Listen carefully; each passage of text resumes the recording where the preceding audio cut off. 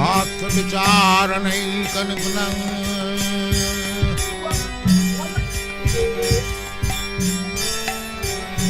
तद्धर्म संस्थापक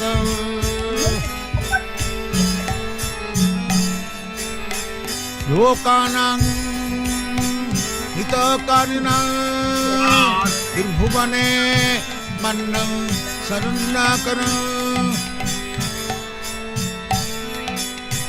राधा कृष्ण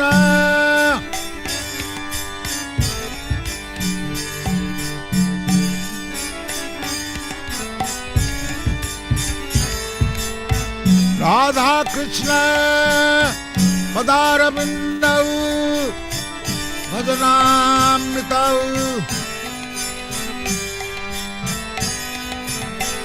राधा कृष्ण पदारविन्दौ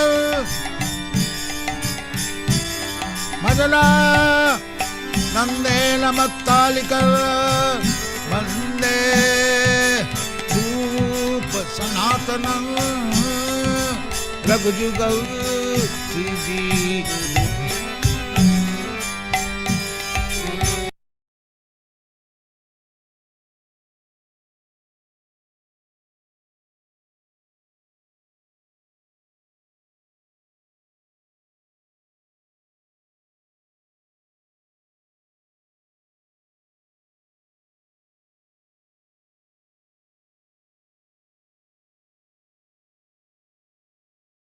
जय Radha Madhav Kunj Bihari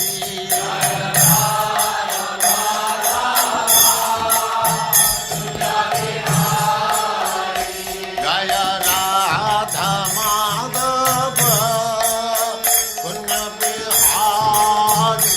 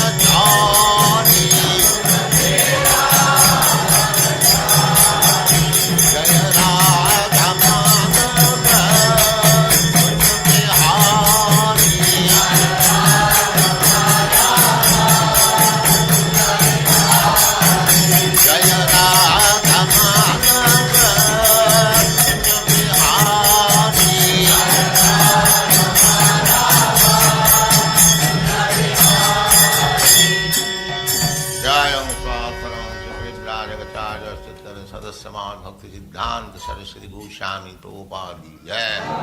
Ananta Koti Vaishnavrinda ki jai. Namacharya Srila Haridas Thakur ki jai. Prem se kaho Sri Krishna Chaitanya Prabhu Nityananda Sri Advaita Gadadhar Sivas Adi Gaur Bhaktivinoda ki jai. Sri Radha Krishna Go Gopinath Sam Kund Radha Kund Giri Govardhan ki jai. Vrindavan Dham ki jai. Navadvip Dham ki jai. Swami To Bhaktivinoda ki jai. Ganga Mai ki jai. Jamuna Mai ki jai. Tulasi Devi ki jai. Bhakti Devi ki jai. Swami To Bhaktivinoda ki jai. All glories to the assembled Lord. All glories to the assembled Lord. Thank you very much.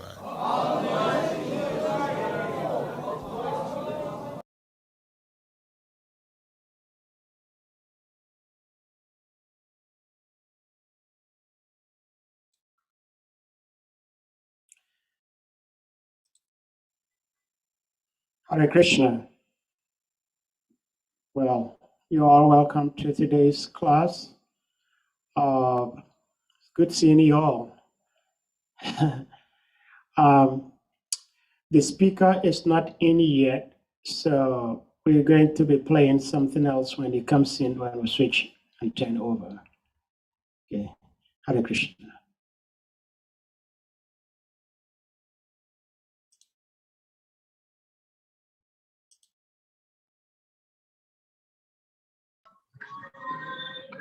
Secret is always coming late. Always. Wipe all these old things out of your memory. Names, residents, that can be wiped away. But not the One of the questions I asked Prabhupada, it was Radha Muni had requested Prabhupada to sing the Chintamani prayers, which Prabhupada had done very beautifully. And afterwards, he asked if anyone had any questions, so I raised my hand. And at the time, the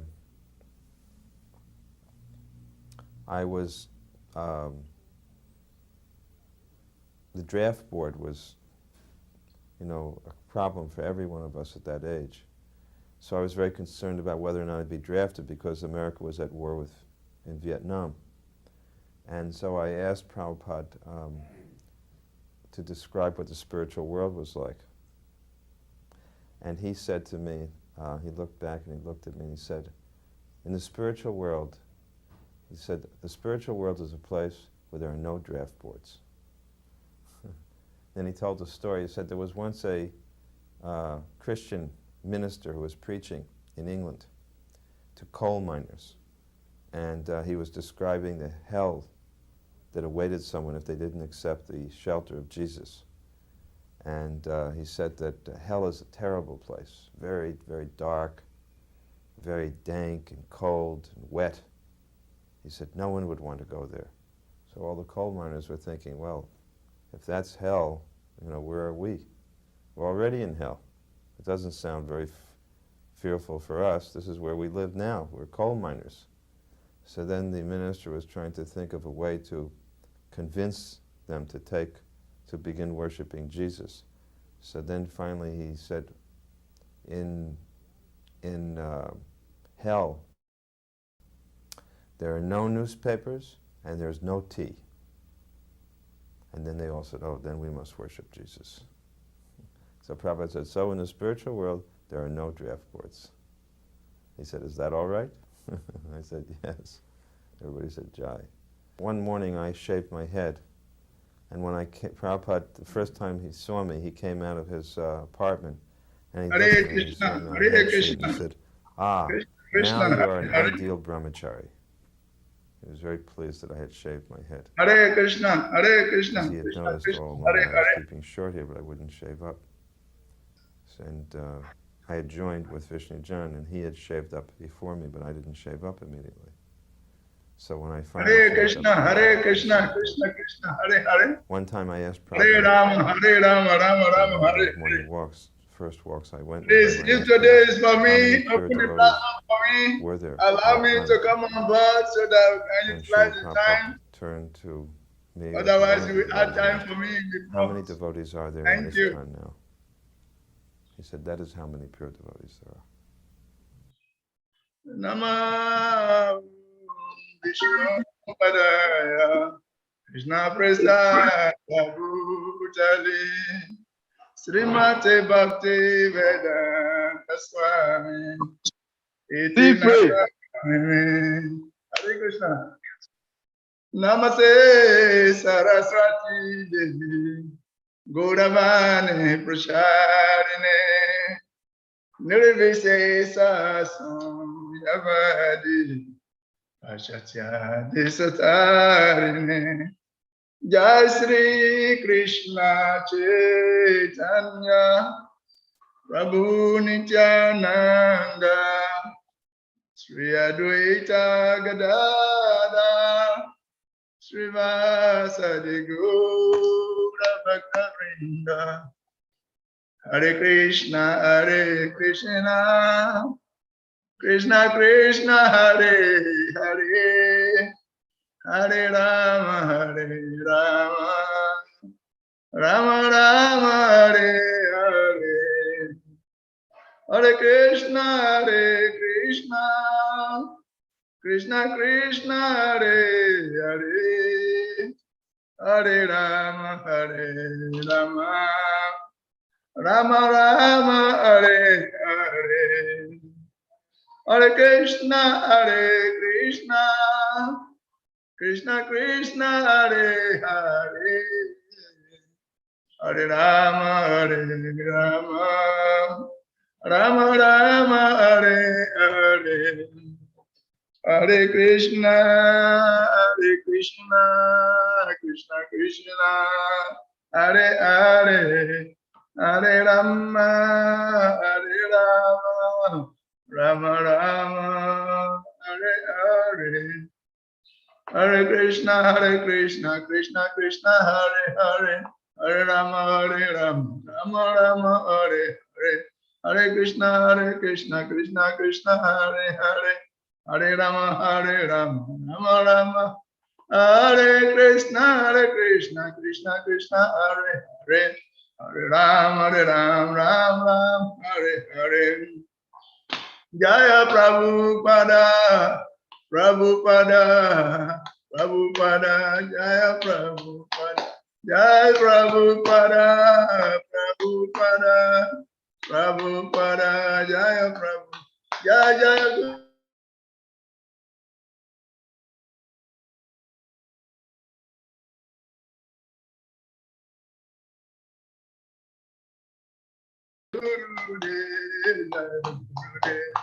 Jaya Sriman Bhagavatam, Jaya Sriman Bhagavatam, Jaya Sriman Bhagavatam, Jaya Nitai Gaur Haribo, Haribo, Haribo, Gora Haribo, Nitai Gaur Haribo, Haribo, Haribo, Guru Haribo, Nitai Gaur Pramanande, Haribo.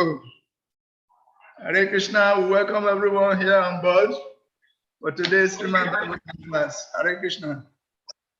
Please, you are welcome. Hare Krishna. I want to thank you very much, first of all, for forgiving me for my not attending classes regularly. So even if one person attends my class here, I know that the person is very merciful to me. Because all the while I have not been attending these Bhagavatam classes. It is not actually deliberate. I've been so choked up here and there. I'm attending Bhaktivedanta course, and every day we have lectures, and data problem is also there too. Sometimes data will cut me off. So apart from that, you know, we are teaching Bhakti Sastri also.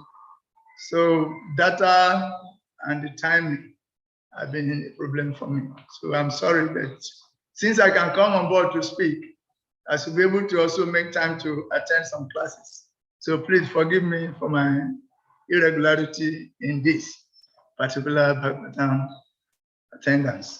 And I'm promising to make an adjustment so that unconditionally, at least I'll be attending Bhagavatam classes 3 or 4 times a week. Hare Krishna. I need your blessings. So today is Srimad Bhagavatam, Om Namo Bhagavate Vasudevaya. Om Namo Bhagavate Vasudevaya. Om Namo Bhagavate Vasudevaya. Om Namo Bhagavate Vasudevaya. So today we are taking our class from Srimad Bhagavatam, first canto, 12th chapter, verse number 5.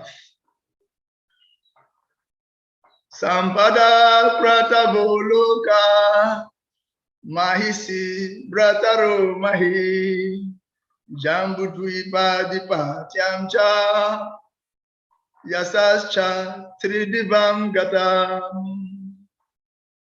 Sampada Prataboloka Mahisi Brataro Mahi Jambudvipa Dipatyamcha Yasascha Tridibam Gatam. Sampada Prataboloka Mahisi Brataro Mahi Jambudvipa Dipatyamcha Yasascha Tridibam Gatam.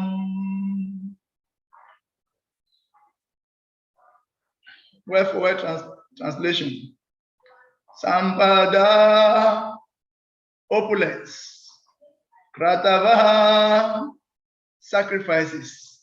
Lokaha, future destination. Mahisi, the queens. Brataraha, the brothers. Mahi, the earth.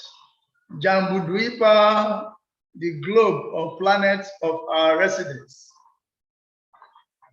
Adipatyam, sovereignty. Sovereignty. Cha, also. Yasaha, fame. Cha and Tridibam, celestial planets. Gatam, spread over. Translation approved by Divine Grace like A.C. Bhaktivedanta Swami Prabhupada Ki Jai. News even reached the celestial planets about Maharaj Yudhishthira's worldly possessions.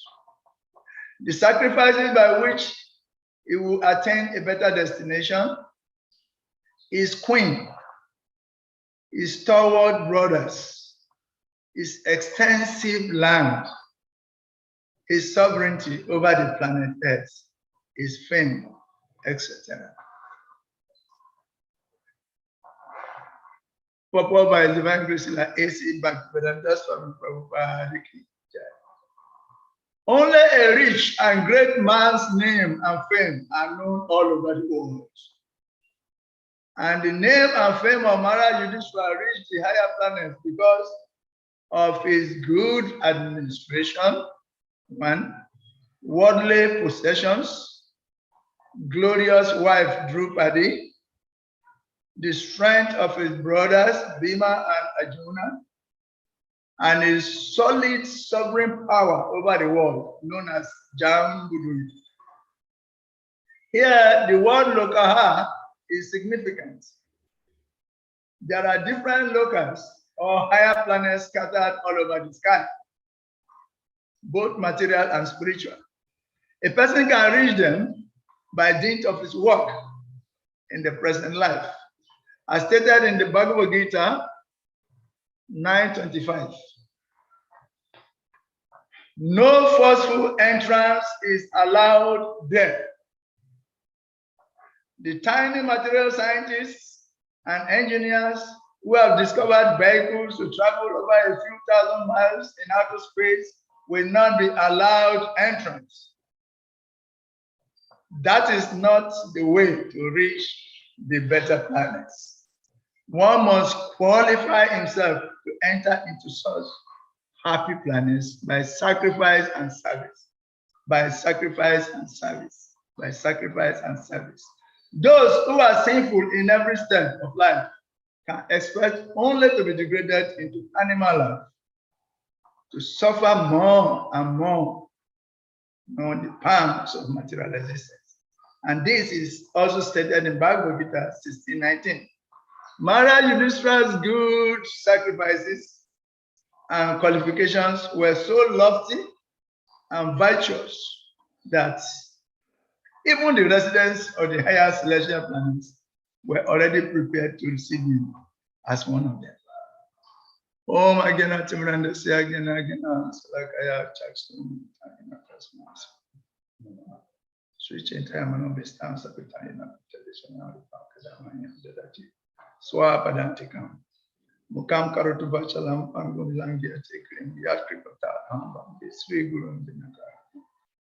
Banchaka Patarbe Chakri Pasim Gas Chapatitana Bavanando Vaishnava.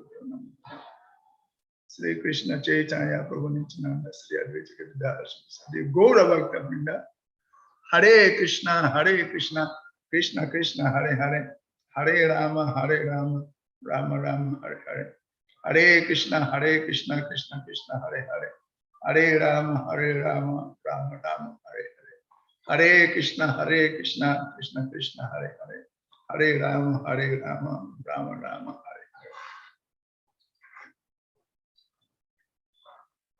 Sampada Prata Boloka Mahisi Brataro Mahi Jambudvipa Dipatyamcha Yasascha Tridivam Gatam. News even reached the celestial planets about Maharaj Yudhishthira's worldly possessions, the sacrifices by which he will attain a better destination, his queen, his stalwart brothers, his extensive land, his sovereignty over the planet Earth, his fame, etc. So there are many salient points in this verse and purport. But the first among all of them is only a rich and great man's name and fame are known all over the world. And the name and fame of Maharaj Yudhishthira reached the higher planets because of his good administration. There are certain things that make people famous. Good leadership, good administration. But in the present world, people want to take the fame, but they do not want to do that which qualifies them for the fame. That is cheating. They want the fame, but they are not willing to do the sacrifice that will accord them that fame. So this is cheating propensity. And it is not a surprising thing because in this material world, there are 4 basic defects, and that propensity to cheat is one of the defects.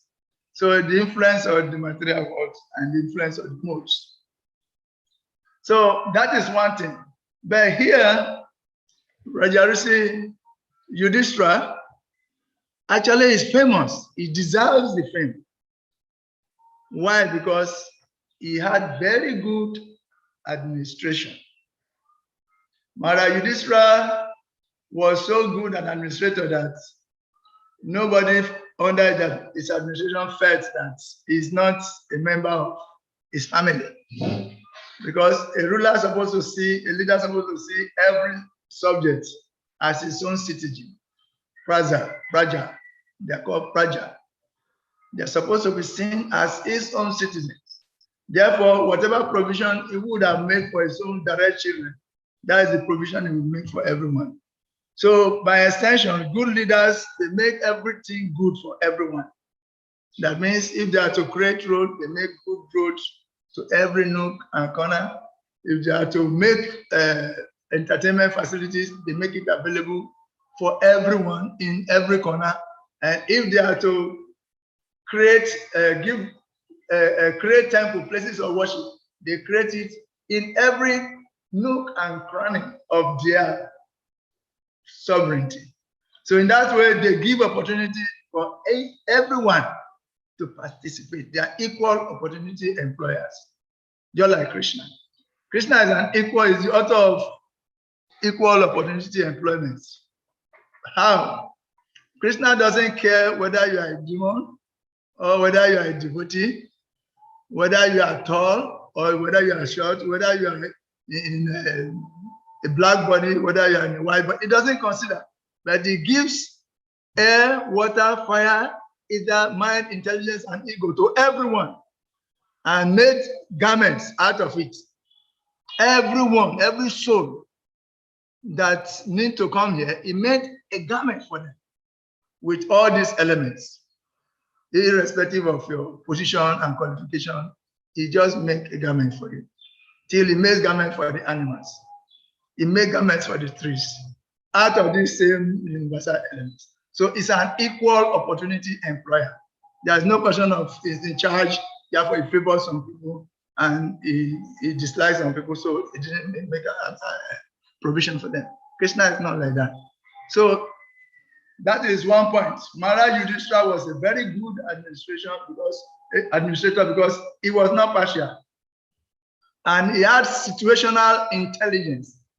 Situational intelligence. There was a question of some thieves that were brought to the Kuru Palace when they wanted to test the managerial abilities of Duryodhana and Yudhishthira. They brought 4 thieves and they presented them before Duryodhana. Duryodhana, these are thieves. What do we do to them? Duryodhana said, okay, as long as they are thieves, condemn all of them to the same capital punishments. They should be punished accordingly. They should be punished. Give them capital death sentence for all of them. Okay, oh, that is very good. Then they approach Yudhishthira. Say, Yudhishthira Maharaj, these are thieves, 4 thieves. They have come here. What do we do to them? Yudhishthira Maharaj said, first of all, who are they? You, who are you? What caste? What's your caste? I'm a Brahmana. The second one is a Kshatriya. The third one is a Vaishya. The fourth one is a Shudra. He made situational analysis. He tried to find out, to know their frame of reference, what they know, and what is expected of them, each. Then he said, to the Brahmana, you're supposed to know better. Therefore, you get 100% punishment. To the Kshatriya, you are less in knowledge, you get 80% punishment. To the Vaishya, you still have less knowledge, you get 60% punishment. And you, the Sudra, okay, generally Sudras are not very intelligent, so it's not a big deal to have 40% intelligence. Immediately, the whole assembly rose up. Jai, Jai, this is the person who can lead us. This is the person who can lead us. He has situational intelligence. So a leader must have situational intelligence. In modern terms, it is called different strokes for different folks. You have to know who is involved. Who is this person? What is his understanding in this movement? How much sacrifice has he made in this movement? Then, okay, relate to him. What he did is bear best. Consider all these factors, then you know how to react to it. So it's called situational intelligence. So when a manager has situational intelligence, it becomes very dear to the subjects. Okay, that is one point. Good administration. This is just one component of good administration, just one component. The components are many, but we are not going to go too deep into that for brevity. Okay, then good administration, worldly possessions. Yudhishthira was very opulent. His fame was everywhere. His glory, his wealth, he had so much wealth that the Rajasuya sacrifice he performed, only demigods could do it. He successfully performed first-class Rajasuya sacrifice, conquered all the corners of the sovereignty, and arranged for a very opulent, most opulent kind of sacrifice, the one that Prithu Maharaj and co were doing. So he was already very famous for his opulence and possessions. Then his wife, Draupadi, was so glorious. The woman is the second half of the man. So if the woman is glorious, the glory goes to the husband. And if the husband is glorious, the glory goes to the wife also. Because the wife makes the husband makes the wife. You see, interdependently, taking values from each other. So Draupadi was so good that even when her 5 children were murdered by Aswatthama, and when Aswatthama was to be punished, severely, drastically, she intervened. She said, no, don't do this to him. He's still the son of our teacher. He's a Brahmana. Don't do this to him. I don't want his mother to have the same feelings I am having. I don't want his mother to experience the pains I am experiencing. So as a devotee to the core, she didn't want Aswatthama's mother to experience the same pains he was experiencing. So she intervened on behalf of Aswatthama. So this is how glorious Draupadi was. And you can see her glories are unlimited. There are so much glory. So people in all parts of the universe heard about Draupadi's glories, and that added to Maharaj Yudhishthira's fame. Then the strength of his brothers, Bhima and Arjuna. We all know some stories about Bhima and Arjuna. We are not going to go into details, but Bhima was so powerful that he was able to, he killed Kechaka. Bhima was so powerful that he had the strength of 10,000 elephants. Bhima was so powerful physically. So his fame spread all over the world. He earned that fame by his Kshatriya qualities. The same thing Arjuna, Bhima, the Pandavas, they were a household name.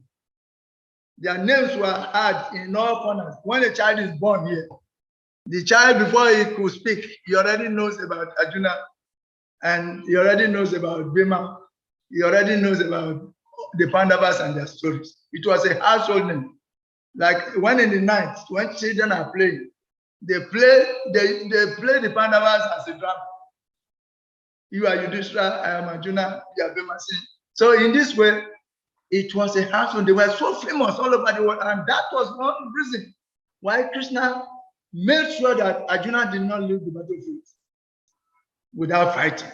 Because if he laid that bad example of leaving the battlefield as a Kshatriya, trying to take shelter of philosophy, it's a bad example for everyone. And all kinds of lazy people are going to take advantage. Even Arjuna left the battlefield without fighting. So Krishna said, don't do this. You are telling me that if you fight and kill these people, there will be Vana Sankara. But I am telling you that as a Kshatriya, if you don't fight and you leave the battlefield, that is going to create Vana Sankara. So arm yourself with knowledge and fight. Rise above this level of philosophy of goodness and do your duty. Understand? You want to protect the body of these people. These people's bodies are already dead. They are taken care of by time. You just do your duty. Oh, if you think that is whimsical, it is violent, let me tell you, as a Kshatriya, according to the Dharma Shastra, if a Kshatriya leaves his body fighting, he goes to heaven. That is glorious. And if he conquers, he has a kingdom to rule. A Kshatriya cannot go begging. People will scorn your abilities, and your ill fame will spread all over the universe like wildfire. So why do you want to misuse my friendship, Arjuna? Don't do it. Do your duty. But Arjuna said, you are telling me to keep violence, commit violence, but don't you know that you yourself, you fought against you are Madhusudan, you fought against your enemies. But there was never an instant where you had to fight with your own teacher and your grandfather.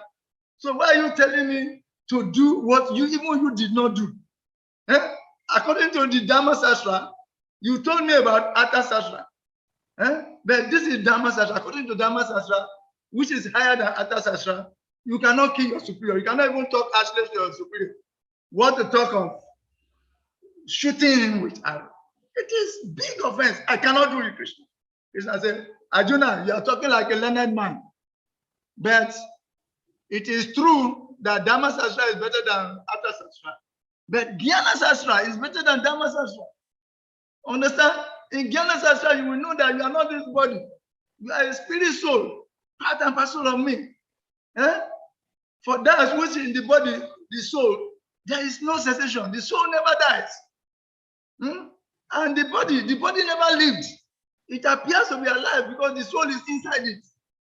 So these people, their bodies are due to be changed. I have arranged it. Change their bodies. After if you give a new body to an old person, the person rejoices, no laments. There's no question, never a time in history where you see somebody, old person is given a young body and it begins to lament. Changing this body is already full of pain. So many kinds of aches. Headache is there, nose ache, ear ache, mouth ache, throat ache, chest ache, back ache, leg ache, all kinds of ache. This body is an abode of aches. So these people, this man who you are considering, their bodies are already old. The body needs to be changed. And when you change it, they become happier because they are eternal spirit souls. They have acted piously already. Their destination is glorious. So do your duty and stop speaking like a learned man, Arjuna. Stop speaking like a learned man, Arjuna. Do your duty. Didn't you remember that when Maharaj Yayati was caused to become prematurely old? Didn't you see that he tried to exchange his old age with one of his young sons? And when he exchanged it, was he not happy? He was very happy. When a old man is given a young body, it's a source for happiness for him. So what are you telling me, Arjuna? And after enjoying so much, he realized that despite the enjoyment you can get from the material body, you can never be satisfied. So he realized that knowledge, and he started preaching that. Please, my dear young ones, there is so much vigor in the young body, but there is no amount of enjoyment that can satisfy the body. So if you are to renounce, try to walk in the consciousness of renunciation. And this is what exactly Krishna was telling Arjuna. Do not be attached to not doing your work. Do your work, do your duty, but don't be attached to the result. Do it and don't be attached. Give the result to me. Because that is yoga. When you do a duty and the result is offered to some higher person's pleasure, a greater person's pleasure, it is yoga. Make your work yoga, not ordinary Kama yoga, but make your work yoga. But this time of all yoga, of all yogis and yoga, the one that is directly directed to the Supreme Personality of Godhead is the highest. Some people are offering the result of their works to demigods. The demigods at least are branches of the tree. So if the intelligent man, when he waters the root, automatically the leaves and the branches are satisfied. So I'm telling you that do not do Deva, Arpita, Niskama, Kama Yoga. But you should do Bhagavat, Arpita, Niskama, Kama Yoga. When you walk in this consciousness, offering the result to me, I will take the Kama, you will take the Yoga. So you have nothing to lose. Fight. So what we are trying to say is that Arjuna, Bhima, Draupadi, the Pandavas, they were already very famous all over the world. And this fame reached the heavenly planet so that the denizens of the heavens were waiting to welcome Yudhishthira down there. Let him come. Their doors were wide open. And if you render service to such a person, your door is wide open also. Mahat Sevan Dwaram Ahovinute. Tamo Dwaram Lusitan Sangisanya. Service to these great personalities open the doors of liberation for those conditions. Anybody who renders services to great personalities, it opens the doors of liberation. So if people of the heaven, the entities of the heaven were waiting for Mara Yudhishthira to come. Say, come. We are already waiting for you. The door is open. Come. You are wasting time. Just come. So the strength of his brothers, his sovereign power, he ruled the world so perfectly, everybody was brought under control. Then again, Srila Prabhupada insisted that the word local in this verse is very significant.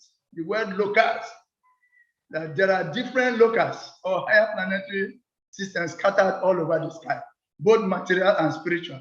That a person can reach these planets by dint of his work in the present life. So here the formula for transferring ourselves to higher planets is given. And Srila Prabhupada made the preaching application that modern scientists with just little knowledge, they are trying to go to other planets. Don't they know that there is a process for doing everything? There is a process. You cannot use these imperfect machines to enter into those planets. There is a process of entering those planets. And this process is given in Bhagavad Gita 9:25. So if you really want to go to every other, don't look for shortcuts. Follow the due process. And you'll be there without any trouble. So Yanti Deva Brata Deva. Pitri Yanti Pitri Brata. Butejia Yanti Butani. Yanti Mam Yajinokuma. That those who want to go to the planets of the demigod, they worship the demigods. That is how to go there. Those who want to go to the planet of the Peters, they worship the Peters. Those who want to come to me, they worship me. So if the worshippers of demigods can go to the planets of the demigods, worshippers of the forefathers can go to the planets of the forefathers, how much more those who worship me? I, who is the controller of all these other personalities. So if you worship me, your coming to my kingdom is guaranteed. So we should follow the process. Fortunately for us, all of us are in contact with this process of translocating ourselves from this miserable material world into the transcendental eternal spiritual world. This is the process of Bhagavad, Arpita, Niskama, Kama Yoga. From wherever you are, you can start. And that is the basis of all the Varnashram system. Even that is the basis of the demigods worship. That Krishna said he has given himself, gave all the whole processes of worship of different various kinds of demigods, worship of everything, different kinds of worship. He himself initiated it, and he is the author of the Varnashram system. Why? Why did Krishna give different processes for different persons to try to elevate themselves? The reason is that ordinarily people were acting like animals. They cannot differentiate between good and bad, and they were just acting for their immediate sense pleasure, just eating, sleeping, making, and defending, and trying to maximize those propensities. So the process of Kama Kanda, as in the Vedas, was given by Krishna himself. So that, okay, this is a multi-socket. From wherever you are, in any condition you are, you should add some regulations. And when you add these regulations, first, it will enable you to have a sense of accepting authority, higher authority. That there is a higher authority who you must please by your activities, and by whose mercy you will get the blessings. So when you add regulations into whatever you are doing, this is Kamakanda for you. So Kamakanda is a process of bringing regulations into the life of the Vikamis, those who are acting just anyhow like animals. You give them some regulations that if you want to do this, do this. If you want to eat meat, but eat it like this. Say this kind of prayers. Eat this kind of animal. Say this kind of prayer. By the time you follow this to some essence, you will see that what is in it? Why am I making prayers like this?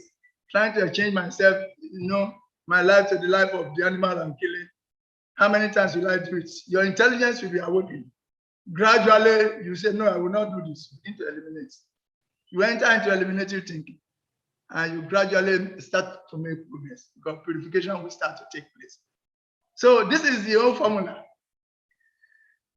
Kama Kanda which consists of all the demigod worship. If you want good health, you do this. If you want this, you do that. If you want a good wife, you worship this. If you want money, you worship.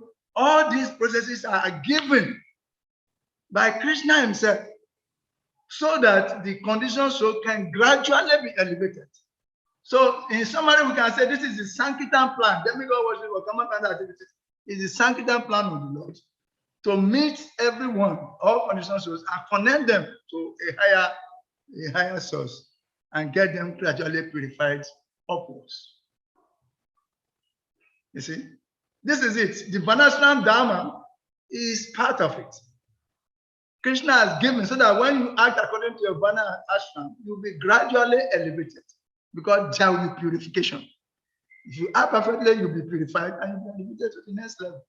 And this is the Sankirtan arrangement of the Lord to trap every living entities and gradually, kickstart their journey back to Him. Beautiful, isn't it? The Lord is so caring that however nonsensical our attitude and whatever kind of body we have acquired as a matter of spell, whatever spell we are in, by dint of our guna and karma, past activities, we can gradually be elevated. The gunas are acting under his control. The demigods are acting under his control.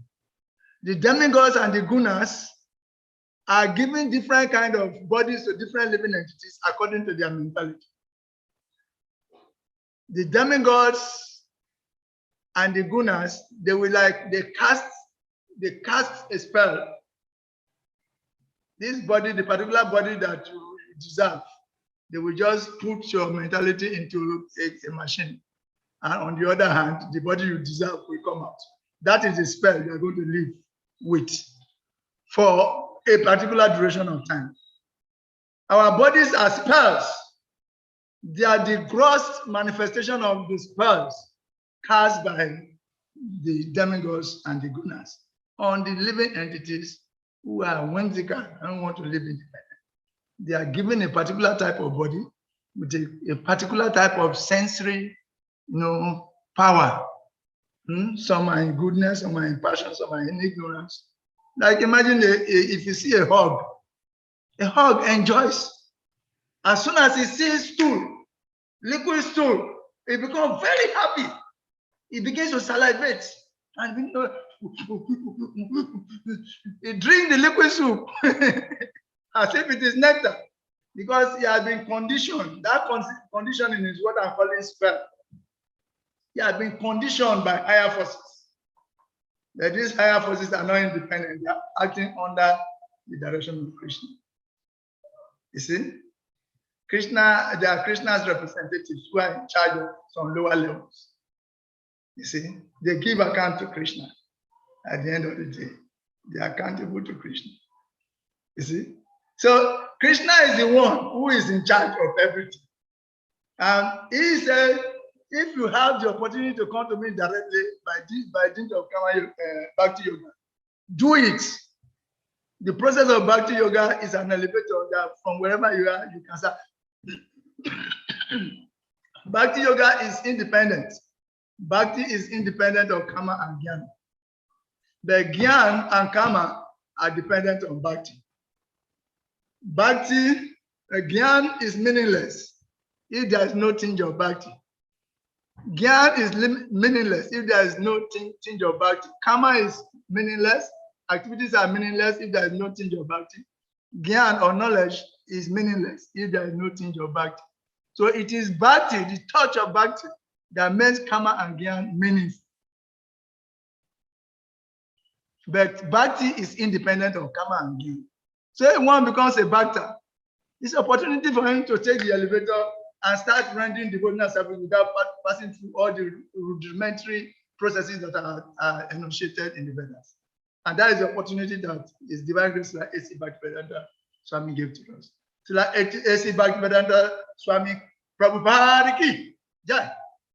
By his overflowing compassion, he has given us this opportunity to take the elevator and just evolve without caring for so many rules and regulations that would have bound us if we had to follow the Kamakanda gradual elevation process.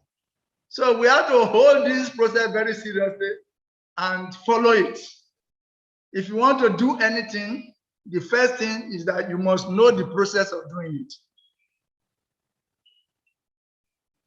If you want to do anything and become a professional, you must follow the process. There is a process. It is called Abideya. There is a process for doing everything. And if you know the process very well, you can actually do that thing very, very effectively.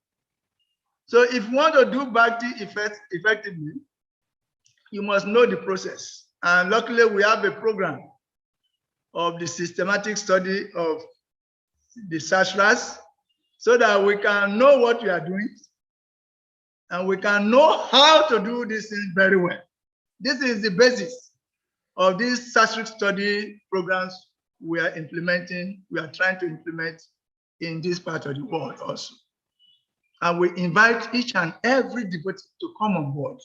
Because if you know what you are doing, you will know it better. Most of us have been reading Bhagavad Gita for many years, 20, 30, even 40 years.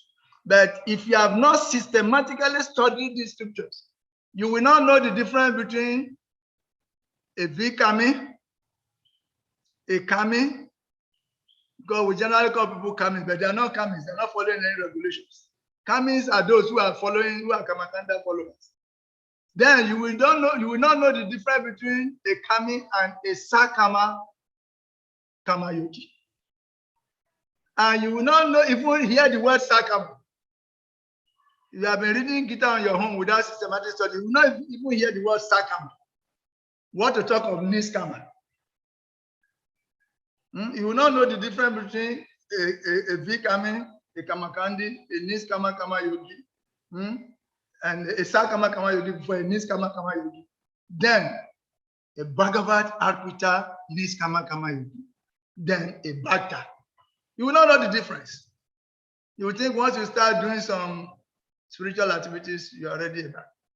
But the systematic study will break down all this to you.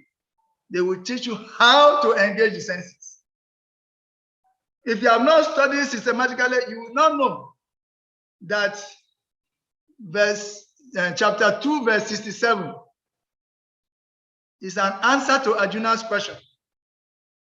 Arjuna asked a question along that said, Krishna, if I'm able to control the senses and happen not to be able to control one, like there are 4 regulatory principles, if I'm able to follow 3 and I can't follow 1, what will happen? Will I lose? Then Bhagavad Gita 267. Bhagavad Gita 267 answer that question. And if you have not studied systematically, you will not know that that is the question it is answering. I'm telling you this. And what is the verse? As a boat on water is swept away by strong winds, even one of the roaming senses on which the mind focuses can carry away a man's intelligence. So Arjuna, don't try to be lazy. Follow all this, control all the senses. Sense control is a must. That is what it means. That verse. As a boat on water is swept away by strong wind, even one of the roaming senses on which the mind focuses can carry away a man's intelligence. Then, if you go towards the end of chapter 3 of the Bhagavad Gita, you will see some answers there. That Arjuna asked some questions at the beginning. Say, who is a Sthita Pragya? Who is a Sthita Pragya? A Sthita Pragya is one who has controlled the senses and who is engaging the control senses. So he said, how does he work? How does he work? When he said, how does he work? If you have not studied the Bhakti Sastra systematically, you will not know what he actually meant. What he meant is not that how do you walk with your 2 legs to the temple? Or how do you walk with your 2 legs from one location to the other? How does he walk? Means how does he respond to the demands of the senses.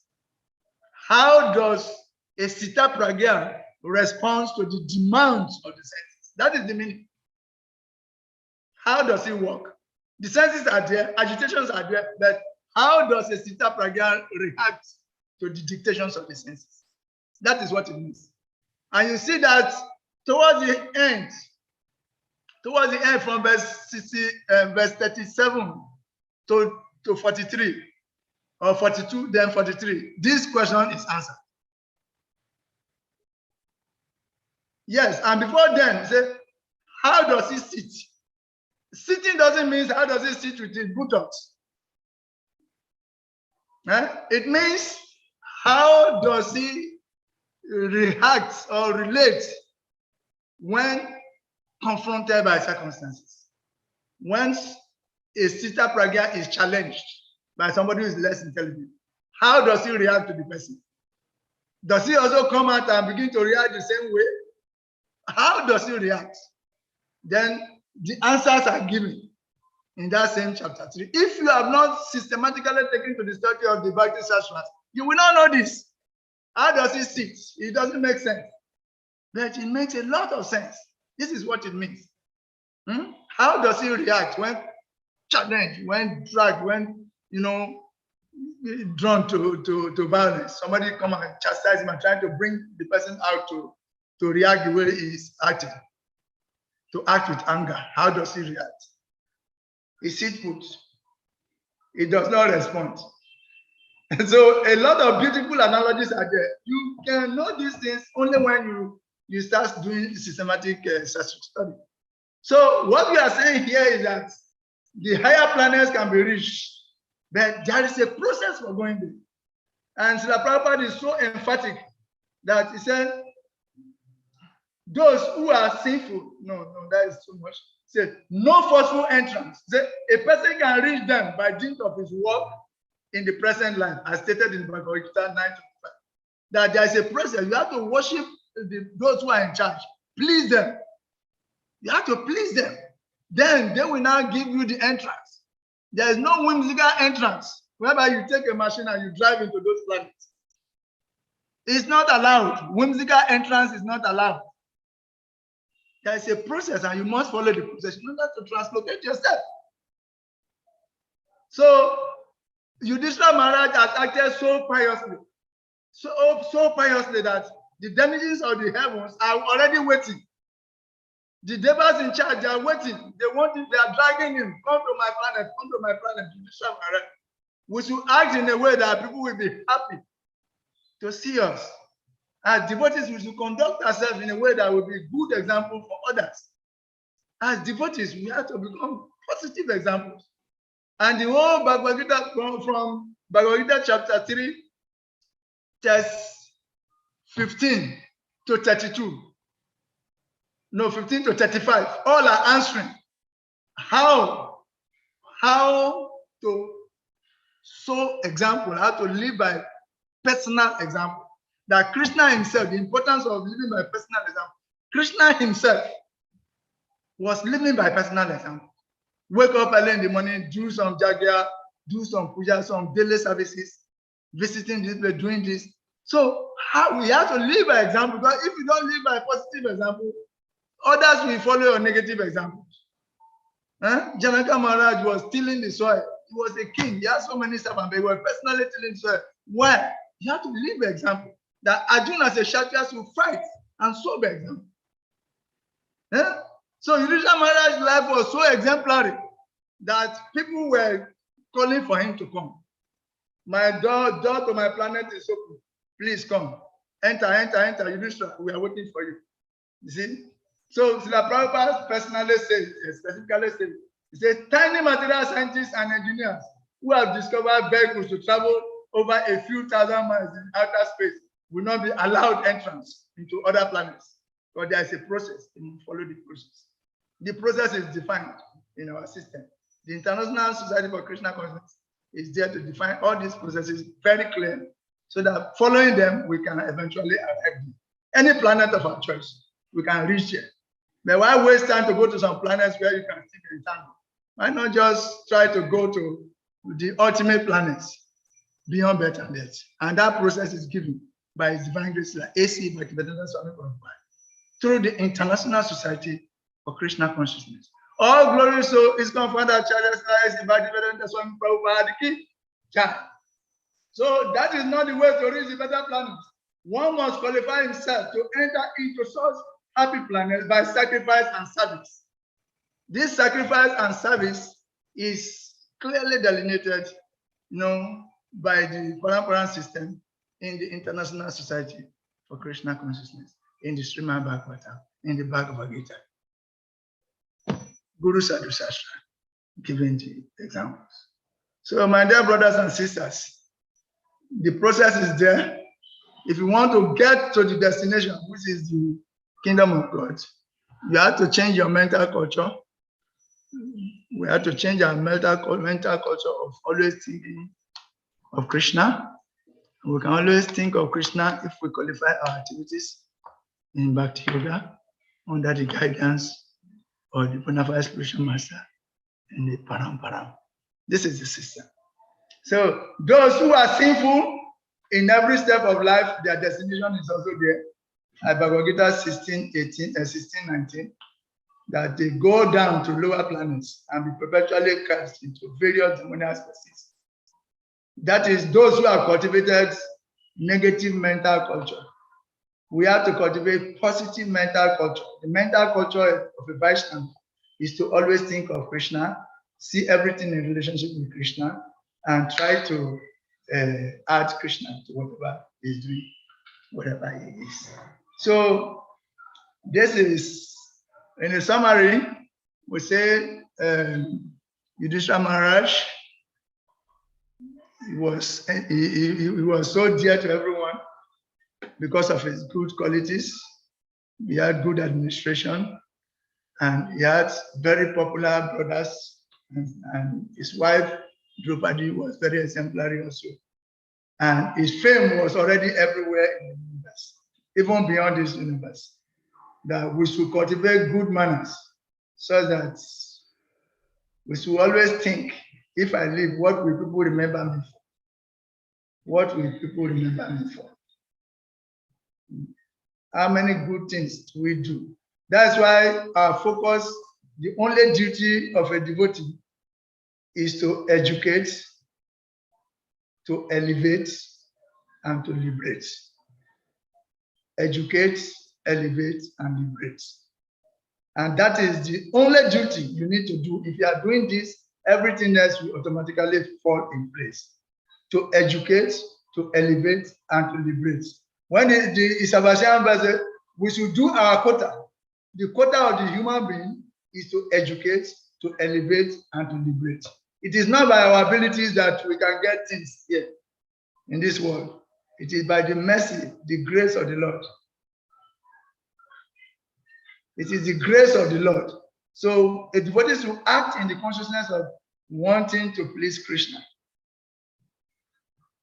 Then is to do that by personal example, and is to try to in that way educate people, elevate their consciousness, and liberate them from material entanglement. Otherwise, we should not renounce our duty. We should act. So as householders, 99% of our devotees are householders. As householders, we are expected to act in the consciousness of renunciation. That is all. Everything already belongs to Krishna, so you have nothing to renounce. But renounce the mentality to lord over. So when you walk, you are not too attached to the results, to the fruits. You are attached to the fruit, to the degree of advancement. But when you become progressively advanced, the knowledge that is hidden within that jagged of acting for Krishna's satisfaction will ignite the fire. Just like in a wood, there's already fire, but you need to light it. The process of bringing out the fire in the wood, the process of bringing out the knowledge, the realized knowledge that is here in the Atma, is by Bhagavat Arpita Niskama Kamari. And that we should learn how to do. So that while working, even though we are working, the work the karma go to Krishna, and only the yoga come to us. We are doing Bhagavat, Arpita, Nistama, Kama, Yoga. That is how it's go. If you work in that consciousness, even though you are working, you will be like a lotus flower which is in water, but it's not touched by it. You are working, apparently doing everything where everyone else is doing, but you are not entangled by any sinful reaction because the result is for Krishna's pleasure. That is where we are expected to arrive. And that is very, very beautiful if we can do it, to educate, to elevate, and to liberate. But to prematurely renounce your duty and you say you are taking up some other duty, premature renunciation without realization leads to degradation. It's avoidable. So thank you very much. Thank you very much. At this point, we stop the class. And if there are some questions and commentaries on this point, then they are accepted. Hare Krishna. Hare Krishna, thank you for the class.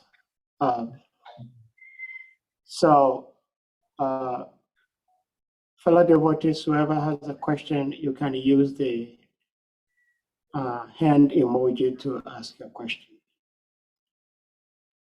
Shri Chaitanya Prema Prabhu, I have a question for you. In the early part of your presentation, you were saying that there are 4 classes of men. I mean, the Varna and the Ashrams. You were talking about the Varnas, and you're talking about Sudras, that Sudras have no intelligence. Now, I would like you to throw more light on that, because Krishna says in Gita 7:4, he claims that there are 8 elements, 5 gross, 3 subtle, that he used to create all bodies. So whether a soul is in the body of a Sudra or a Brahmin, these 8 elements are all there. So intelligence is one of the elements. So how come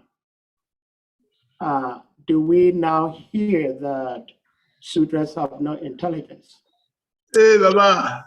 Srila Prabhupada also explains or gives a definition of intelligence. And Srila Prabhupada's definition of intelligence is the ability to analyze things in their right perspective. Now, those who work on the high roads, those who do high roads for us to drive on the high roads, they are Sudras. If such a person does not have intelligence to understand that this stone has to go this way, this concrete has to go that way, how are they able to construct roads, highways for you and me to ride on? So I would like you to throw more light on what you meant by Sudras not having intelligence. Sadhu Prabhu, I did not say that Sudras have no intelligence. I did not say, and will never say, that Sudras have no intelligence. Every living entity has intelligence, but the intelligence of a Sudra is limited to the type of mode that is situated. All right, so he has intelligence to do many services, and you cannot compete with it. Recorded.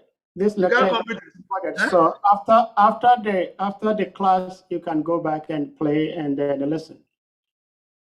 Okay, if I said that Sudras have no intelligence, I did not mean that they don't have intelligence.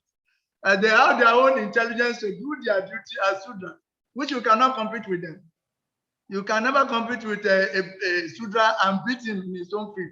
Everyone has intelligence, but there are demarcated distinctions. There are limitations. And if everyone is working according to his own boundaries, it's glorious. His elevation is guaranteed. And that is what Krishna wanted.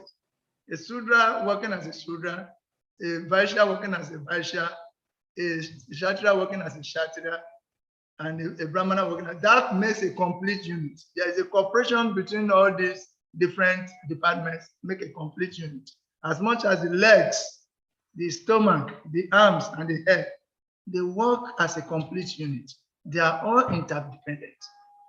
There's a symbiotic, interdependent relationship between all of them. One cannot be neglected. So we recognize, that's why we say we recognize everybody's service from wherever we are. We're giving class yesterday and we're talking about this. Even this person who is sweeping the temple front, the person who is washing the pots, person washing the toilets, the person who is giving class every day, they are all equal. The person working the altar, they are all equal before Krishna. Because Krishna responds to the service attitude of the individual, and he is the author of the law of reciprocity. So he never failed to respond to any single service that we do. Whoever does any single service, that the fruit seller was just trying to sell fruits and was going. And Krishna knew that it's important because you need tomato to cook at a particular time and the fruit seller is not there. How will you get the tomato to cook? So she's respected and honored. And therefore, Krishna wants to show the good example. He wants to give us something. What he saw is his parents doing. He carries some grains, want to give it to her and take some of the fruits that he has. Good example he has seen from his parents. And he's trying to do. But the parents have been causing all those who are passing, telling them, these noise makers, they are going again. They always like to come and pass near our house. He would have gone and said, you go out, you noise maker, why are you shouting near our gate? Good example is there, must be there, and everybody's service must be respected. And just do your own service and do it very well. That is all. That is your connection point. Krishna doesn't care, who you are. There's no label. Krishna doesn't respect labels and titles. He respects the heart that is willing to give some service to him. One who has known his constitutional position, the separated part and parcel, trying to connect to do service. Service is the denominator that unites all varieties. Service to Krishna is the denominator that unites all varieties. Therefore, the secret of success is to try to see everything in relation to Krishna and engage them for the pleasure of Krishna. This is the sign. So if I had said that Sudras have no intelligence, I didn't mean that. I didn't mean that. They have intelligence, but their intelligence is limited to their guna. As much as can anyone eat stool more intelligently than the hog? They eat stool as the best stool eaters, and you cannot compete with them. But they have been conditioned to that, to be attracted to that particular type of taste, which is obnoxious to some who are more evolved. So that is the whole purpose of this verse, that everybody's service is appreciated, but one becomes more appreciated when he has situational intelligence and relates according to that, different strokes for different folks. Situational approach. Thank you for the answer, Hare Krishna. Anyone else with any question?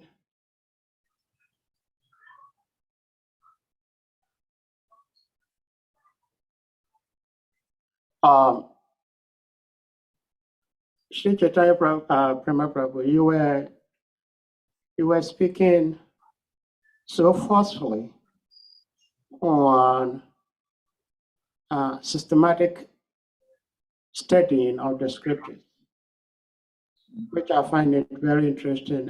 It's very inspiring. But my question is, now let me put it this way. In my own little head, I believe there are two things. There are things that are helpful and things that are important. So I think systematic studying of the scriptures are helpful. They are not necessarily important, because studying the scriptures is not just merely studying. You study in to understand what and how to do whatever. And if after studying the scriptures, after you've come to know what is to be done, what is not to be done, how it's supposed to be done, and we fail or refuse to do them, then there is no help, there is no need in it. And so while you are stressing so much need of studying the scripture systematically, you were talking about if somebody has not systematically studied the scriptures, the Bhagavad Gita, you wouldn't even understand that chapter 2, text 67 answers Arjuna's question. Now, if one studies these things and knows and does not put them into practice, what help is there? What help is there in all the amount of time, energy spent in such studies, if after studying all those, we do not put them into practice? So the question here is, are you saying that we put more stress on systematically studying the scriptures or practicing? That is my question. That is it. First, you have to know what you are about to do or what you are doing so that you can do it better. In the process of showing us what we are doing, how to do it better is also included. How to do it better is included. The formula is given, and you understand deeper. As you understand deeper, you will want to do until when you come to it, it becomes very bare that the only thing you need to do is to just serve God, watering the root, just water the root to the tree of life. And the leaves and the branches are automatically nourished. You don't need to worship demigods separately in order to get what is needed, because from the root, everything else comes. So if this is driven deep, and we are seeing the associating with Srila Prabhupada, who is a pure devotee, and who is sharing his reflection, giving opportunity for us to connect to his realizations. And if we are fortunate souls, it will be ignited. Bahuna Janmana and take, and about Mam, Sama. We are saying that if you are studying and you come to know these things and you start practicing them, you have to practice. You will develop the impetus to practice more. That's why you should study. If you study, you will have the impetus to want to go deeper into Krishna consciousness. You want to go deeper. And you will come to realize that as a human being, you are not the one sustaining yourself. Even the ability you have to do anything is given by Krishna. You are not the one sustaining. As much as you are not the one who made the arrangement to feed yourself while you are in your mother's womb. When you are in the womb of your mother, it wasn't you who made the arrangement, who made the arrangement of a placenta getting attached to the mother's womb, where you fed from. If somebody is already in charge, the father you are dealing with is all-knowing. And is proactive. He has made all things available. We just need to accept it, then do our own part. As much as a tree produces a fruit, but does not eat the fruit itself. A mango tree produces mango, but the mango tree does not eat the mango fruit. It produces it for others. The cow produces milk, but does not drink the milk, it gives it out to others. So when we learn the art and science of living for others, we realize that all what we need to do as human beings, our quota, is to educate, elevate, and to liberate. But before you come to this prayajana, you come to this abideya, the process, first you have to have sambandha, you have to have knowledge of these things, how they are done. For instance, we say the first 6 chapters of the Bhagavad Gita, and the Bhagavad Gita, for instance, is like a golden box. The first 6 chapters are the upper cover. The last 6 chapters are the lower cover. But upper and lower covers are protecting something.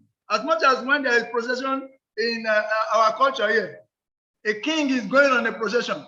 There is a Ketan party in front, there is a Ketan party at the back, all protecting the middle. The focus is on the middle, and the focus is Bhakti. So, but this box is locked. The box is locked. And there are two keys to open this box. If you don't study Bhakti Sastras, you will find it difficult to know these two keys to open the door, the golden box of Bhagavad Gita.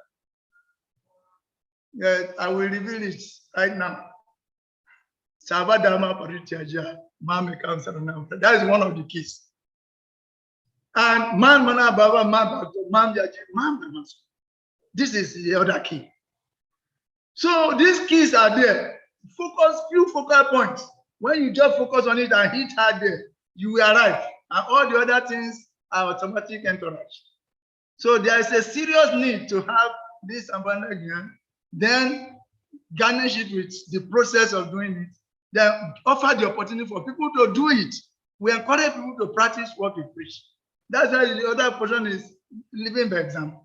And Krishna said, personally, so it is important to practice what you preach. And to the degree you practice what you preach, to that degree, you make your advancement. Therefore, at that point, it is individual. Collectively speaking, we remind ourselves, but practically speaking, it is individual. And this knowledge will become realized knowledge. And the formula for transmuting this knowledge, theoretical knowledge, to realized knowledge is also given. And what is the formula? Guru Seva, Sadhu Seva, strong sadhana. Finish. Guru Seva, Sadhu Seva, strong sadhana. Bas. With this, the theoretical knowledge will be transmuted into its realized equivalent. And when it is realized, is that realized knowledge, one drop of realized knowledge is equal to 1 gallon of theoretical knowledge.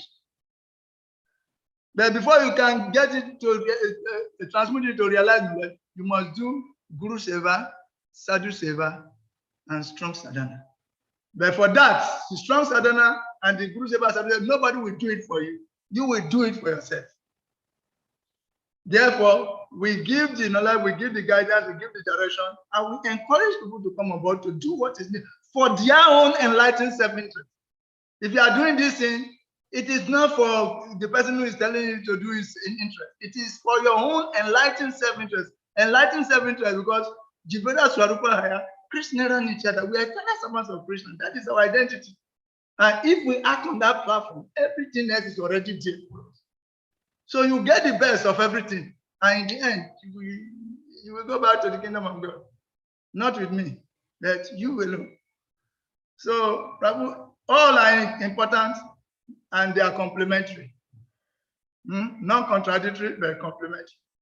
So there is a very serious need for systematic Sanskrit study from level to level. There you will see the different great devotees who have done all the things that we are telling ourselves to do. They have done it, and the result is there. How to do it? Now, Arjun was clever asking. For the one who is a Bhagavad Apita Niskama Kama, who is a Niskama Kama Bhagda, who is a Stira Dimuni. How does he sit? How does he speak? And how does he walk? Then, when you go into systematic, you see that this is what exactly it means. It's an impetus, a push for us to go deeper into practicing with knowledge. Knowledge that we are not actually these bodies, that we are spiritual, and that knowledge will come more when we are practicing this, putting into practice what we are learning. That is, the putting into practice is the formula for igniting the fire in the dry wood. You see, the fire is already there, but you have to make effort to light it. And this is the process. It's necessary, Prabhu, and it will help. But ultimately, the choice is for the individuals. And to the degree you want to take it serious, to that degree, Krishna will be there for you, and the process will be. Hare Krishna. Thank you for the answer. If no one else has any question, Sri Chaitanya Prema Prabhu today happens to be I'm sure it might be the same at your end also. Today happens to be the disappearance day of Srila Bhaktisiddhanta Saraswati Thakur Prabhupada. If you may want to say something little about him. Okay. In Africa, it is tomorrow. Okay. In Africa, it's tomorrow. Okay. We need the mercy of this personality. Okay, let me just say something. They said the purpose of human life as a whole is to cross over the ocean of nescience in which we are falling. This material world is the ocean of nescience. And the purpose of human life endowed with intelligence and everything, high power machine, among all the machines made by Krishna Yantras, the human form is one of the highest power machines. And this high power machine should be engaged in high power activity. When you engage high power machine in lower propensities, you attract sufferings, you attract reactions, that is what is happening in the material world. People are misusing their intelligence, going in the wrong direction with high speed, and therefore they are attracting all kinds of reactions in different ways. Sometimes tornadoes, tsunamis, sometimes corona, all kinds to tell us that we are going wrong direction. Reminder: this world is not your home. You are going wrong direction. Retract. You are a soul. So the gurus, the acharyas, they come to reduce the size of the ocean for us by giving us the boat of Krishna consciousness, maintaining that boat. And they say, when you are in the boat of Krishna consciousness, there are 3 things you should not do. Don't jump out of the boat into the ocean. The choice to jump is yours. As long as you are there, don't jump out. Because if you jump in there, so many crocodiles, whales, very violent aquatics are there to devour you.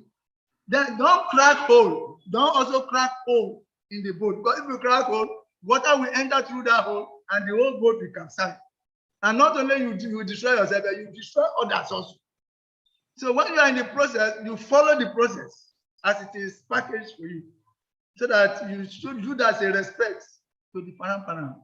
Then when you are doing that, then the third process, while you are there in the boat, cooperate with the person flying the boat, the boatman. So if you are doing this, Prabhu, automatically, so Srila Bhaktisiddhanta Saraswati Thakur is one of those who come to live as a living sacrifice for us to open the door for all fortunate souls to connect. And by His mercy, we ask the Prabhupada, by His mercy, we have the whole Paramparam here with us. And by taking advantage of the Paramparam, that boat, you never take it away, is still there. So to connect to the all mercy, the mercy potency of Srila Bhaktisiddhanta Saraswati Thakur, we should remain in the boat. Don't jump out, don't crack it, and don't disobey the captain. If you do this, definitely you will find yourself on the other side in due course of time. As much as an unripe mango becomes ripe in due course of time, as long as you remain on the tree. So, Srimad Vara Prabhu has his hand up. Okay. So, you may unmute and ask your question, Prabhuji. Hare Krishna. Hare Bol, Hare Krishna. Hey, Babaji. My Dandavat Pranam to you, Krishna Prabhu, and all the devotees. There is one statement in your lecture which really touched me. Well, everything touched me, but there's one particularly.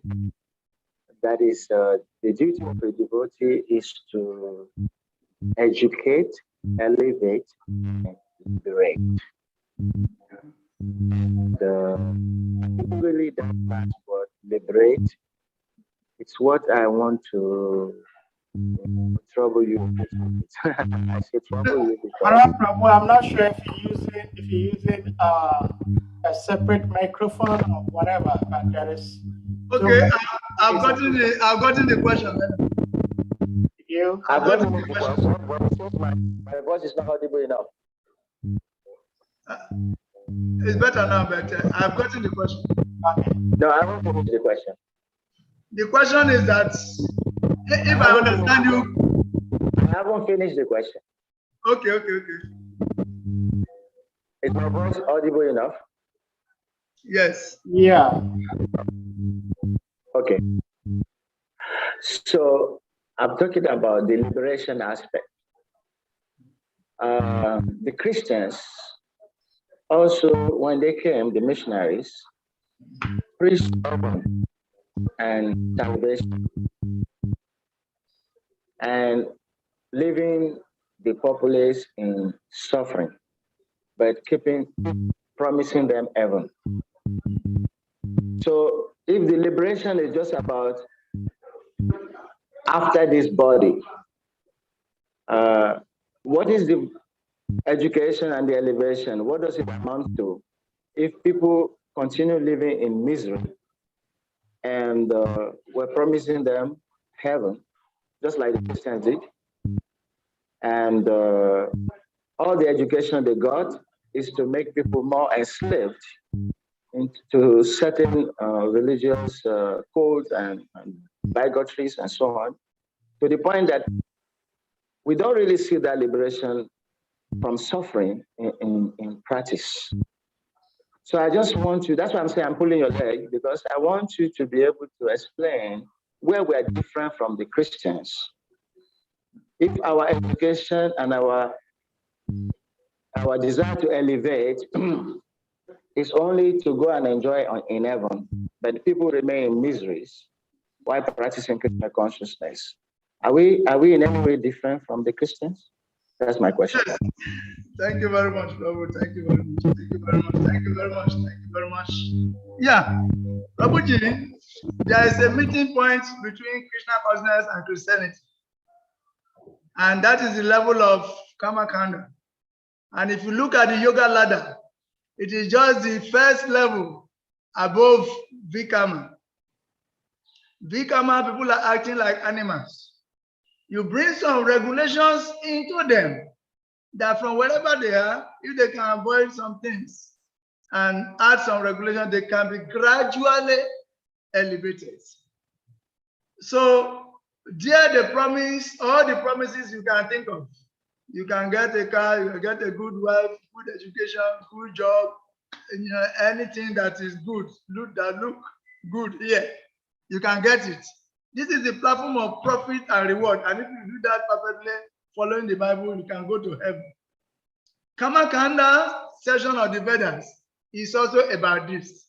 So the Karma Kanda point is the meeting point between Christianity and Krishna consciousness. But there is something higher than that. And that is why when we bring these regulations to people who are Bikamis on the lowest level, say add some regulations to all the musical activities you are doing, then that will bring you up gradually, that to the level whereby you come to Sakama Kama Yoga. Sakama Kama Yoga, they say, okay, it's like a little bit more mature, that even after enjoying here, you will go to heaven. That all the enjoyment you are seeing here, there is more of it in the heavenly planet. So you are acting in a way that you want to please those higher authorities who are controlling in the heavenly planet, so that by their mercy, you can go there. Okay? But when you get there, you get there in the yoga ladder, Sakama Kama level. It's a matter of offering a percentage, like you are working, but you are attached to the fruit of your work. Okay? But we are saying that we are taking you beyond. You should be working, but be detached from the fruit of your work. So that if you are offering only 2% now, start offering 5% with the hope of offering up to 10 to 20 to 30 to 50 to 60 to eventually 70, 80, then finally 100%. So, but on this Karma Kanda level, Christianity level is like where you are offering like 5-10%. You are attached to the result of your work. You only can sacrifice like 5-10% for God, but the rest is for your own enjoyment. You are worked hard and you have to enjoy the fruit of your labor. So this is the level. But Krishna said, as long as you are positioning yourself to enjoy the fruit of your labor, you'll be bound. Therefore, Arjuna, even though I'm showing you this, I'm taking you beyond. Add Gyan to it. When you add Gyan to you, because Jnana Sanjayate Satwam Sanjayate Gyana. Because that level will bring you to the mode of goodness, and for the mode of goodness, real knowledge develops. If you continue to increase your percentage of detachment, real knowledge will develop. And what is this real knowledge? I am not this body, but I am a spirit, soul, part and parcel of God. This body is temporary. Everything that accumulates around this body will also die along with the body. When I'm living, I will not take any. I'm a spirit, soul, Satan. This knowledge will come. I will say this is the knowledge that is in the wood of Niskama Kama Yoga. It will be ignited by the activities of Niskama Kama Yoga. Then you come to realize it. Then you add meditation into it. And that meditation, you add bhakti into it, or full bhakti. Then intense, Niskama, offering of fruit to Krishna, plus meditation, constantly thinking of the Lord and how to go to his kingdom, plus full activities without any attachment, it will eventually bring you to pure bhakti. So Christianity is good as far as it's dealing with people who are becomes, people who don't know anything. They don't know the difference between them, but they are thinking that the body. So Krishna consciousness also starts with people who are there by giving them the Kamakanda activities. But Krishna later said, rise above all the flowery language of the Vedas. Arjuna, these are flowery language of the Vedas. Rise above them. Come to Bhagavat, Arpita, Niskama Kama. Work for my satisfaction. That is where I want you to come. When you are working there, you are not attached to the result. So when you are doing your work, I will take the karma, you take the yoga. So it's just win-win-win for you. Then when you show good example by this, and you carry all the populace along. Otherwise, Christianity level is the level of profit and reward. If you do like this, you get this profit. If you don't do like this, you get this punishment. Profit and reward. So that is the level. It is very admirable because it's like a good teacher is teaching people, and he has to give them what they can comprehend. He teaches according to their frame of reference. So it's a good teacher. You see, that is the level they have. So that is what they need. So the evolved Christian, out of the millions of those who are operating on that platform, one may become appreciative of devotees. He will get some purification in his heart so that he appreciates the devotee. And by the mercy of the devotee, he get committed to Krishna consciousness. So we are making our devotees out of Christians and people who are on that level. And we are waiting for them. They should just come forward. We are just waiting for them. Waiting. But we have to prepare the ground. That's why on our level, we have a lot of work to do. We have to make our temples very, systematically nice, that with their mentality with which they are coming, we'll be able to accommodate them, and we'll show by such nice example that we'll be able to get them across. So we have a big work to do. That work, me and you have to do it. We have a lot of work to do. We are not experts in doing all this thing for now. We are just trying, begging for mercy, and praying that one day we can do that one very well. We have a lot to do in our house. A very serious person comes and they come to see our conduct, that they don't correspond with what we are preaching. Then what happens? It goes back never to come again, that we are also hypocrites. So we have to practice back now. This one is not a matter of who you are or what position you are. It's a matter of your sincerity with Krishna. It's Krishna that knows who is actually making progress on this path and who is not. It is not how diplomatic we are able to do things, but how we are sincerely offering our hearts. And for a sincere soul, no matter the situation, it's like a sataka bed. The more the thunder, the more it positions, because you know that this thunder means, the rain is about to fall. I will not give up. Only rainwater I will drink. That becomes a posture. So adversity makes him to take more shelter. And that is a very high platform. We are praying that we will eventually arrive. But we know that that is the point. He's still glued to the mercy of the Lord. Hare Krishna. So thank you very much, Babu. If that can answer the question a little bit. As a pandit, your question cannot easily be answered once. Hare Krishna. Thank you for your answer. But we have Harichakra Prabhu's hands up. Prabhuji, you may unmute and ask your question. I'm looking at the time. Yeah, Hare Krishna. Krishna. Pitaya Prema Prabhu. Give us your darshan, no, give us your darshan. Thank you for the class. I'm just giving a follow-up of Bharara Prabhu's question. Okay. Like, you see, like, he rightly said that a lot of Christian preachers are preaching about enjoyment in heaven and all that things, even though people are suffering here. And we were trying to, we were trying to compare it to our situation too. That if we start preaching about liberation and how we can, what do we call it, elevation and all that stuff, and if it becomes our goal, then doesn't that relate to what the Christians are doing? Yeah, my question is,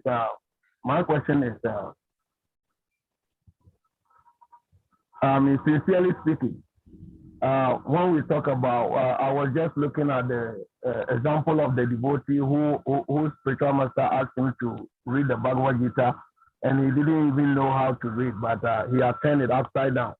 And yet, Lord Chaitanya Mahaprabhu was saying that he really understands Bhagavad Gita because he could relate how the Supreme Lord has made himself so available that Arjuna, he has become the charioteer of Arjuna.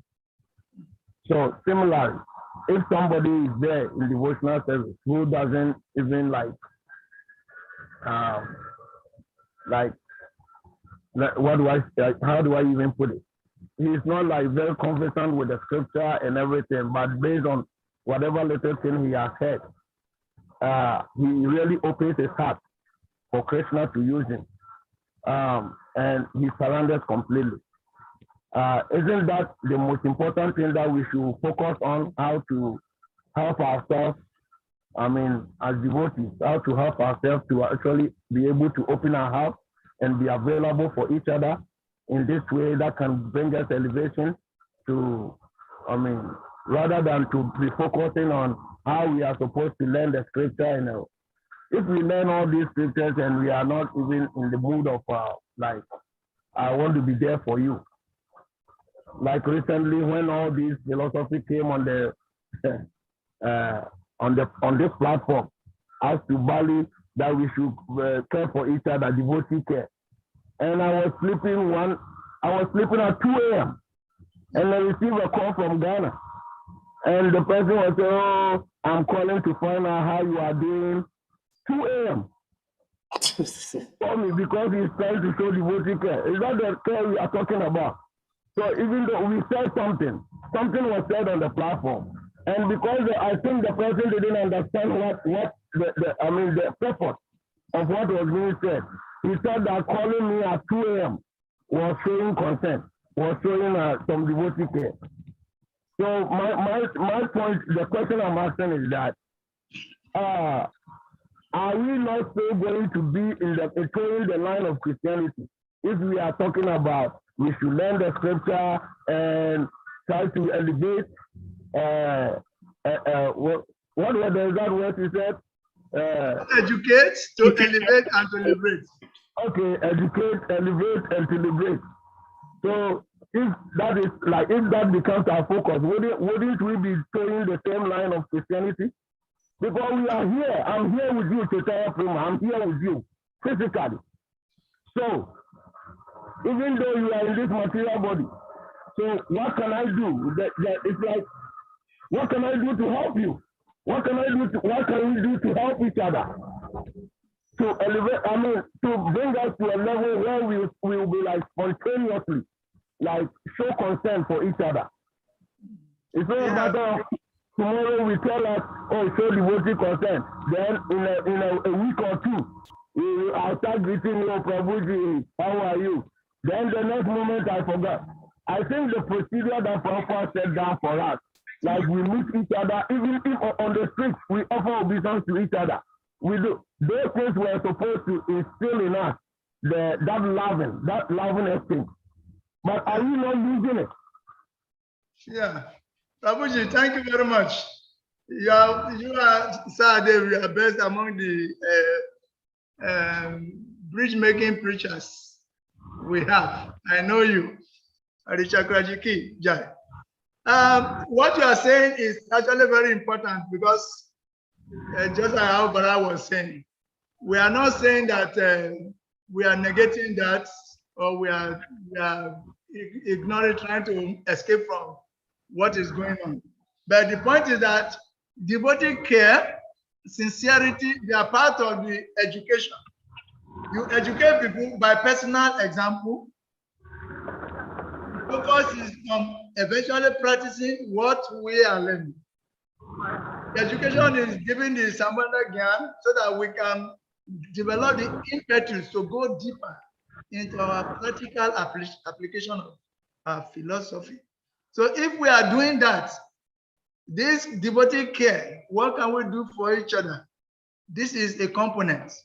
This educating each other is part of the components, and assisting each other in different ways, physically, psychologically, intellectual, all are part of it. They are components of devotee care. After all, it is said that people do not care how much you know until they know how much you care. They don't care how much you know until they know how much you care. So caring is part of what we're supposed to practice. And Srila Rupa Goswami has enunciated that. But how are we practicing it? That question is for us. If we are not practicing it, what are those things, those obstacles on the part of our practicing these 6 loving exchanges? Dadati pratigrinati, guyama kiati prishati, bungte bojayate chaiva, sadvida pratilacha.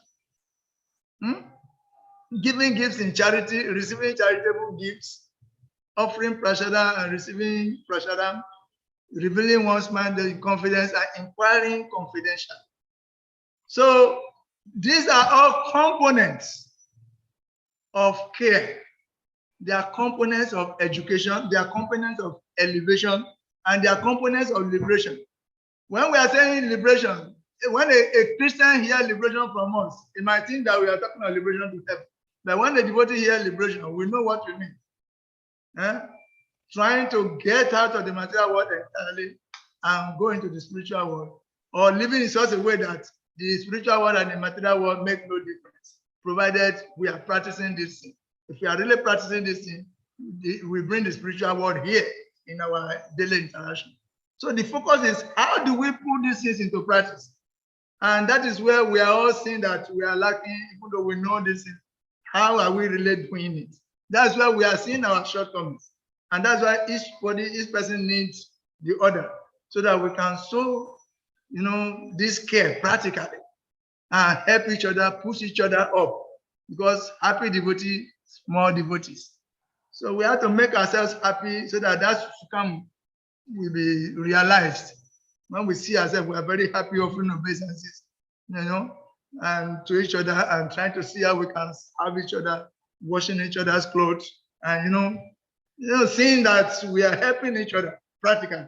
So it's a challenge to all of us to try to do this thing, because if you do it where you are, it will affect the next person. And the next person see you doing it will be affected. And that's why even what we do daily in our home as householders, it impacts on the children, isn't it? When the children see you doing certain activities, waking up early and chanting around and doing programs, they will become naturally, they imbibe those values. But if you are not doing those things, you are bringing different women into your house, you are, bringing drugs into your house, and you are always quarreling and fighting in your house. The children are seeing this. When they are seeing this, what are you giving to them? Eventually, they will go outside and they will go and use it as a play. And everybody will see what is happening in your house. So living by personal example is the sine qua non, is the focus, is the onus of this matter. And that you can do, I can do, anyone can do beyond external conditions. So we should encourage ourselves to do these things more.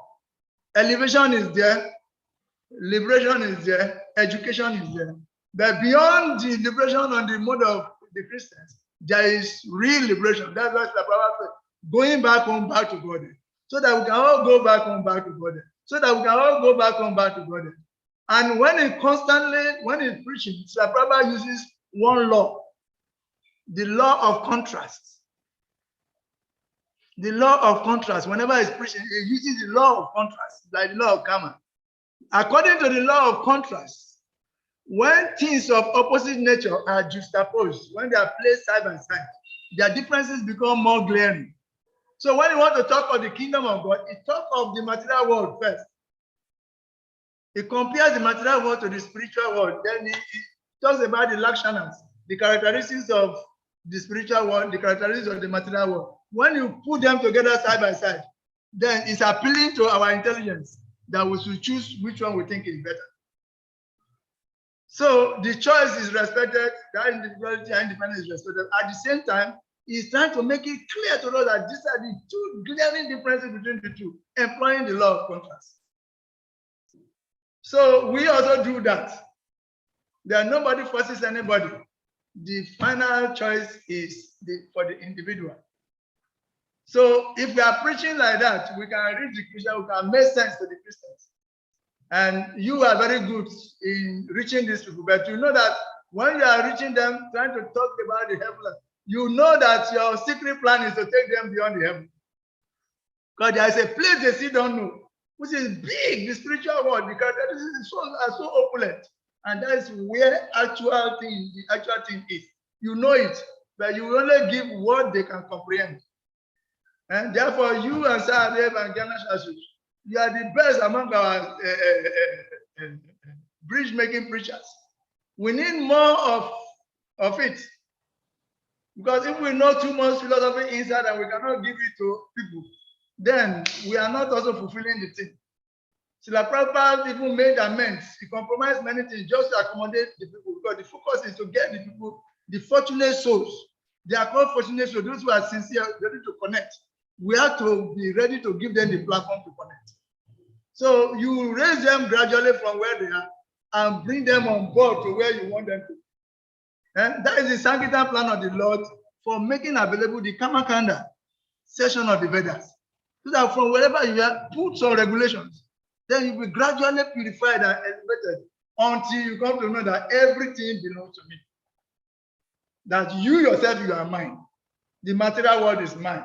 And he said, Aham Sarvasya Prabhava, Mata Sarvam Prabhavate, Iti Matu Abhadan, Buddha Bhava Samamvita.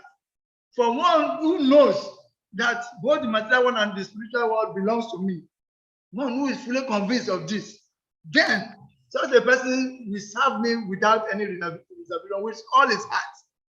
That is the final point, to be able to serve the Lord with all his heart. And that is the level you bring them to, if you give them this. I said to those persons, I, dwelling in the heart, I will help them from the heart. I give them knowledge with the church light of knowledge. I illuminate their consciousness. I give them from within. I guide them. Then I channel the spiritual master to be on their track so that he can meet them, get them, initiate them, and get them involved in this eternal race. So the whole process is together. All components, no component is independent. All are complementary. And we should all just have that wide focus. Everyone is our subject.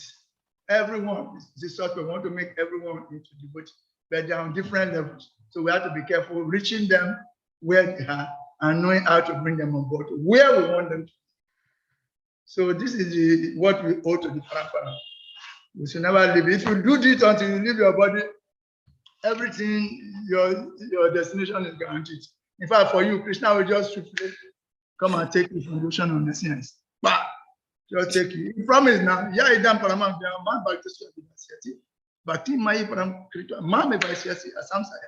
No one is dear to me as that person who is able to help technically guide these people who are lost in the ocean of Vikama.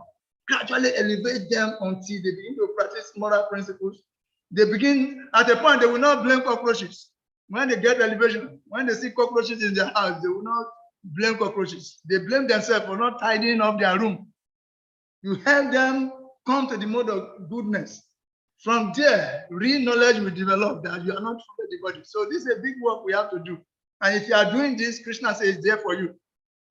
Whatever you need, I will provide it. Whatever you love, whatever you have, I will sustain it.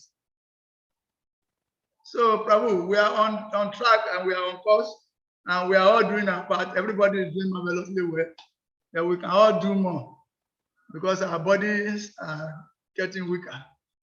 So we should stimulate our intelligence more so that we can reach to more people, even if we are leaving the body. That's our Prabhupada is. Hare Krishna. All right, thank you very much, Chaitanya Prabhu, and all the devotees still on the forum. We thank you all very much.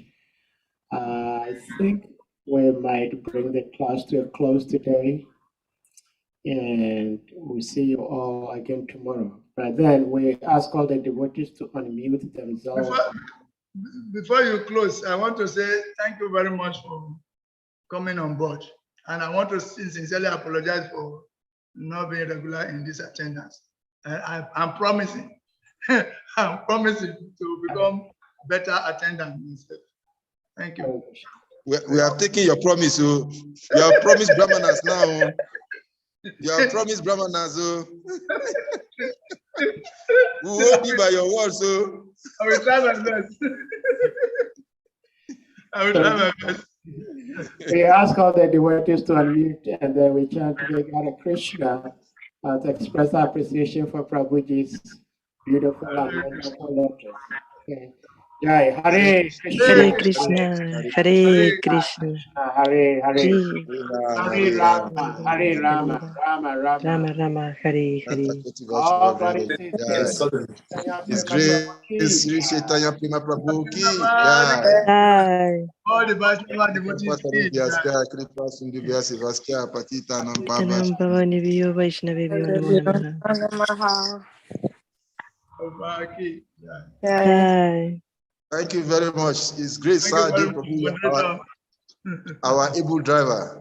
Thank you. Hare Krishna. Hari Chakraji, thank you for giving us that.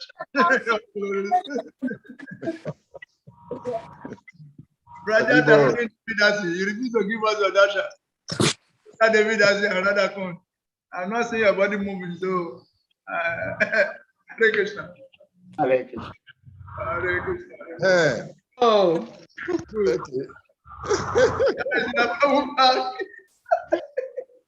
Baba is in trance.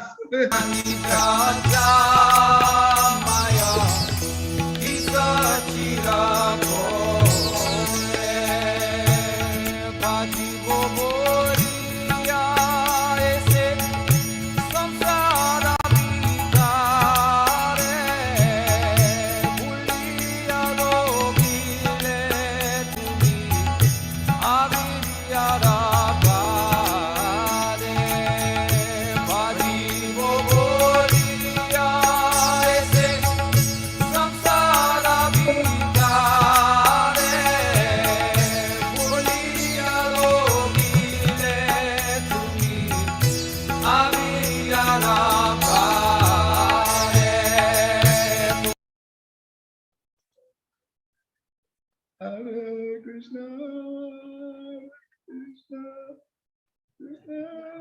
All right, Hare Krishna. So we see you all again tomorrow by Guru Krishna's grace. Hare Krishna.